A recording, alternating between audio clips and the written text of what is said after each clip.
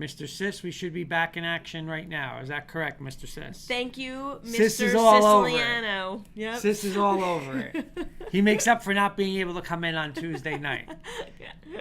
But again, a great night of football, like we were saying. Exciting matchups. We were anticipating a lot of great matchups tonight, and boy, they did not disappoint, I would say. Yeah, exactly. Let's start. Oh, I'm sorry, go ahead. While our sound was off, we were saying a lot of down-to-the-wire games, a couple of overtime games, a couple not come from behind, but make it close to up to the end type of games. So, we had some lopsided games as well, but the ones we thought were going to be good games, as you said, did not disappoint. So let's start with, again, one of the games of the week. This is with his Roll Tide. He's into it tomorrow. He could rest tomorrow. Who he's playing? Who do you want to start off with? I want to start with the DePaul St. Peter's game. Okay. What a game down at Caven Point in Jersey City. I believe it was number 2 St. Peter's against, I believe, number 5 in Jersey of DePaul. And what a game. Final score? St. Peter's Prep pulls it out 10-7. They were up 10-0, I believe. DePaul scored. They actually got the ball back. They got the ball, I want to say, on their 2-yard line. Yeah. And they drove the ball. I got to tell you, the freshman, I believe his name is Jones. The freshman kid from DePaul made 2 outstanding catches, runs.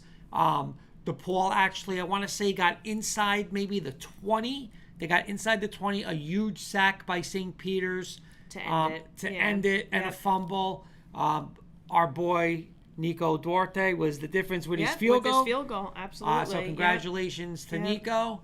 But what a game.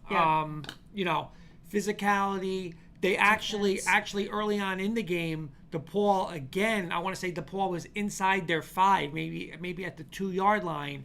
Coach Campanelli elected to go for a field goal. The field goal not only was blocked, returned 98 yards or whatever you want to say, 100 yards for the touchdown. So really, DePaul's defense again, shut out St. Peter's. Mm-hmm. So, but what a great, two defensive. It was a defensive battle. Battle, yeah, like you said, the physicality. So what a great game! Congratulations. Game. You know what? Congratulations to both teams. Well played. Yeah. A Group 3 and a Group 4 going at it, the bigger and the smaller school. But again, just like when we had Coach Campanelli on, those boys can play with the big boys. Yeah, because he's right there. So absolutely. Great game, great job, DePaul. Congratulations, St. Peter's. Yep. Which game would you like to go to next? Another just down the line, or you want to go to another big matchup of the night? Let's go to another big matchup. What do you got? Bergen Catholic Bosco. Bergen Catholic Bosco. Bergen Catholic did shut out Bosco 17-0 at Bosco. Yes. I'm not sure. Was it at Bosco? I don't want to miss. It was at Bosco. It was at Bosco. You probably wouldn't tell it because there were so many of the Crusader crazies there. I got to be honest. That's what made me, rethink right there. But again, that game, Bosco in the first half, it looks like their defense kept them in the game. A couple of goal line stands held them to a field goal. It's just, Bosco with a couple long drives. Bergen's defense steps up. But, hey, this was about Bergen's defense tonight. Shutout Bosco, at Bosco. Listen, not easy to do. Yeah, 100%. Sis is asking which game we were at.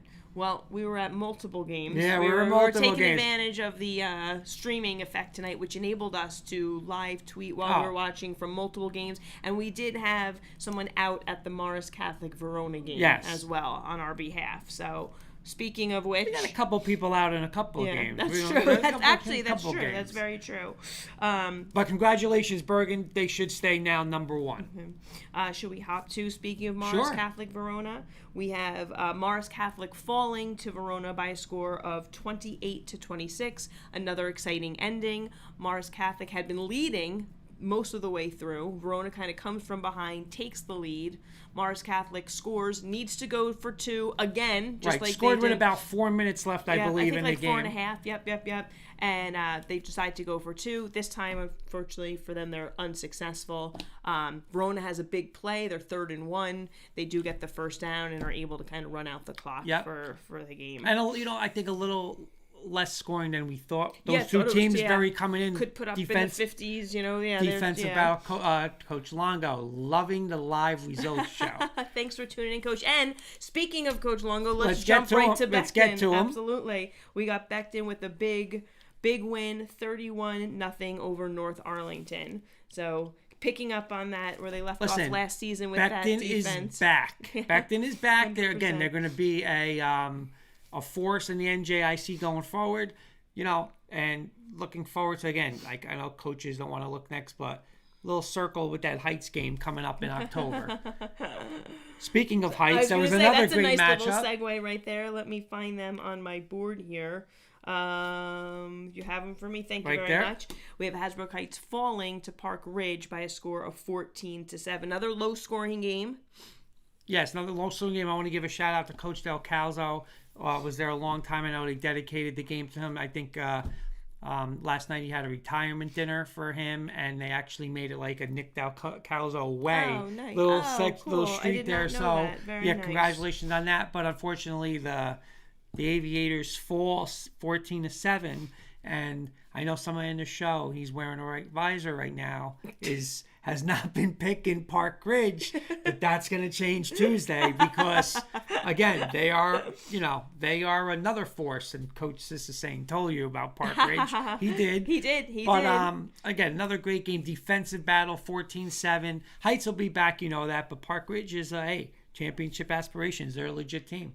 So we also had the Battle of the Oranges tonight. So another game where kept close. East Orange won 21-14. West Orange had kind of a last it was 21. surge. It was 21-7. West Orange makes it 21-14. They recover an onside kick, but they can't tie it up. So 21-14 East Orange. We have some schools winning big. We'll go over some big scores here. Ramapo. We all picked Ramapo this week. We thought it was a game where someone was not going to be undefeated anymore. Lakeland gets their first loss. And Ramapo came out right out of the gate. I mean, it was 14-0 in a blink of an eye. I think 36-0. Yeah, 35. Yeah, 35 or 36. Yeah, I think 36-0. And again, great job by that. End score 42-14. Absolutely. Another big score, we have Clifton winning big 41-14 over Passaic. Coach Sinkyu and the boys stay undefeated. Wallington shutting out Butler by a score of 35-0. Now, let's get Butler, into a couple but real quick, of Butler always good. And I'm telling you, Wallington now undefeated, putting up a lot of points. Little sleeper team there. Yeah, Butler's no slouch. Nope. Exactly. Let's do a couple shutouts. Okay. We got Nutley 41 over Milburn 0. West Essex shutting out Orange 34-0. We have New Egypt blanking Woodridge by a score of 27-0. And our Maryland team, Huntingtown, who's usually also been putting up a lot of points, wins, but by a low score. We didn't have Kenny giving us the live tweet tonight. We had to do a little research on our own. Huntingtown 7, Patuxent 0. Wow. Okay. Yeah. One more shutout. Westwood 34, Passaic Valley 0. All right. I want to get to one more game that we watched. And again, an unbelievable finish. Wayne Hills. Oh, good one. Falling to Ridgewood in Wayne, 13-7 in overtime. This game was 0-0 at half. Second half, both teams came right out of the gate and scored 7-7. Wayne Hills had the ball late in the game, maybe like 3-4 minutes, drove down all the way. They actually, I want to say they drove inside the 20. They scored on a quarterback run. They scored a touchdown that got called back. It was under around a minute. They scored a touchdown that got called back for holding. They then go with 4 seconds left. They try a field goal. The ball hits the crossbar, bounces out. Game goes into overtime. Wayne Hills gets the ball first. Ridgewood stops them. Ridgewood hits a pass play, touchdown, 13-7. 13-7.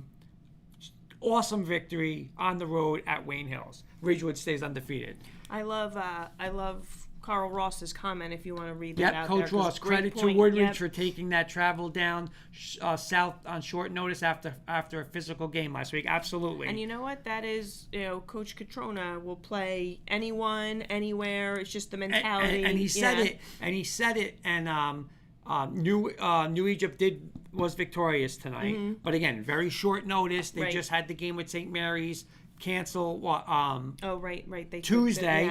Yep. Tuesday. And like Coach Catrona says, anytime, anywhere. So absolutely, Coach Ross, you are correct. John Beelan, best duo in the game. And he's saying, Ridgewood, let's blank go, but a blank in front of that. So Beelan, great call on that. It was an unbelievable game. We watched that whole second half. Yeah. Unbelievable game. And shout out to the Wayne Hills High School student productions that my do God. The game. The two They're kids, great. the announcers. They were great. So love to see that. Just awesome. Yes. Awesome that the high school offers that those kids do it, and they did a phenomenal job.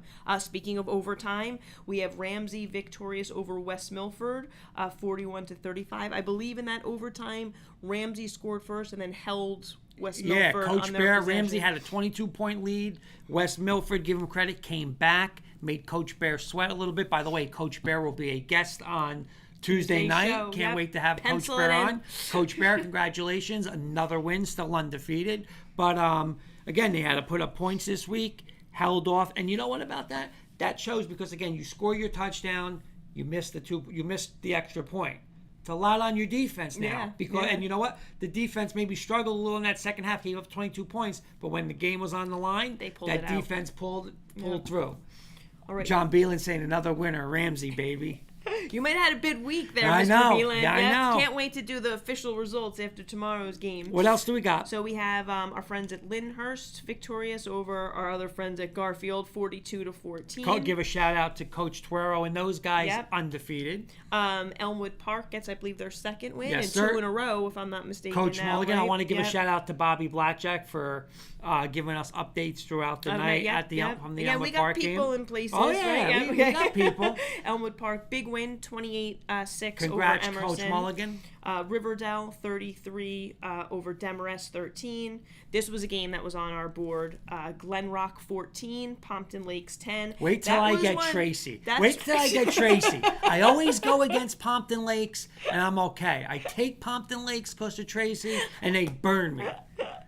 When I see her Monday, have her contact we me had on a that few one. games that we were all split on that kind of went, different ways. That'll be interesting to see. Pascack Valley 27, Bergenfield 14, Rutherford 21.